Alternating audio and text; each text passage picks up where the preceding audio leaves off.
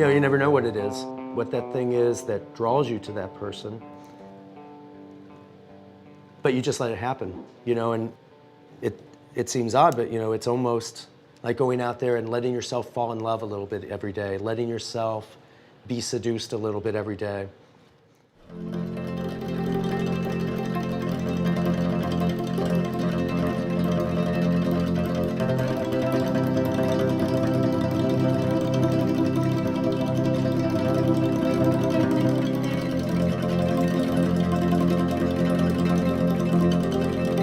I grew up playing sports and slowly kind of got into fashion when I was in junior high. You know, I mean, it was a great way to attract girls. It certainly set me apart from all the other kids in a Midwest junior high.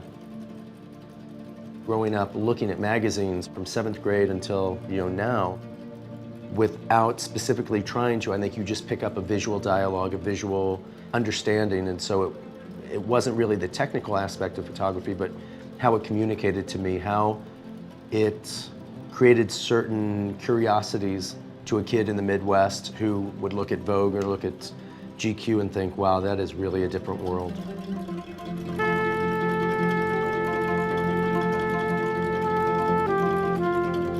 I feel very lucky to get to have part of my day leading a visual life. It takes X amount of time every day just to make the blog work, just to get everything going and get all the business of it done. But then the real joy of it is having those 4 or 5 hours a day to go out and just be in the world that you're in, see it, keep your eyes open, and really relate to what you're seeing, react to what you're seeing.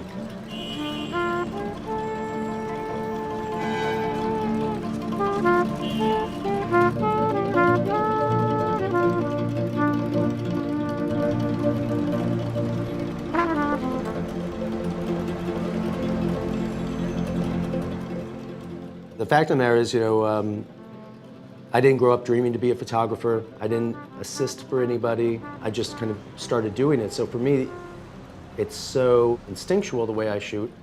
The way I do it is just the way I do it. Excuse me, sorry. Do you mind if I just do a fast photograph? Are you just standing just like that? What's it for? I do a site called the Sartorialist. Oh. Good, good, good, good. I don't see 100 images a day that I'd want to take. You know, I see 2 or 3, and so for me it's very easy to be patient and wait for those images because that's just the way I thought it was supposed to be. Thank you very much. I appreciate it. I love your site. Sorry I didn't know who you are. That's okay. It's the man behind the camera. Exactly. It's always the genius. It's easier to recognize me looking like that. Thank you very much. Have a good afternoon.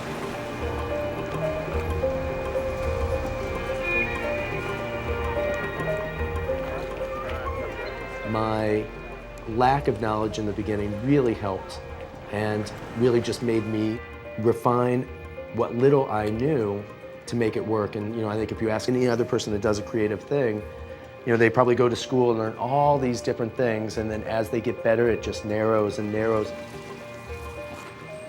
You could ask most chefs, they would need 5 ingredients, 1 pan, and a stick of butter, and they can make the best meal you've ever had.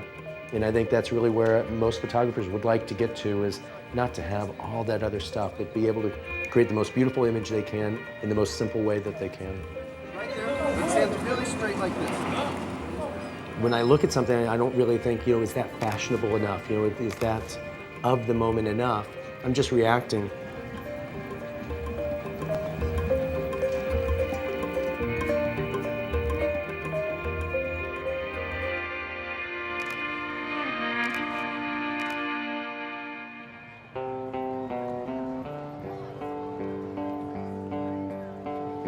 In the turn of the century, there was a photographer named Lartigue who went out and shot on the street and kind of were documenting people of their time. And today, to us, a lot of those photographs seem so romantic. You know, we look at the old Lartigue photographs and we think, oh, everyone was so beautifully dressed. But if you went and asked somebody in 1910 and showed them that photograph, someone that had a real fashion point of view, and said, you know, how is this woman dressed? She might say great, or she might say horrible. She might say that's so 1905. But we've really lost that thread. We can't really differentiate between what looks right for that moment.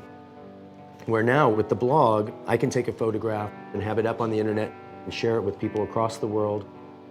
people of this moment can comment on how they feel that looks, how that fits in, if it's of the moment. I think will look very interesting 100 years from now. Good. The ability to be able to capture that and how that attitude is going to change over hopefully the next 30 to 40 years that I'll be doing this, capture something that we've really not been able to capture before. Great. Thank you very much. I appreciate it. Thank you.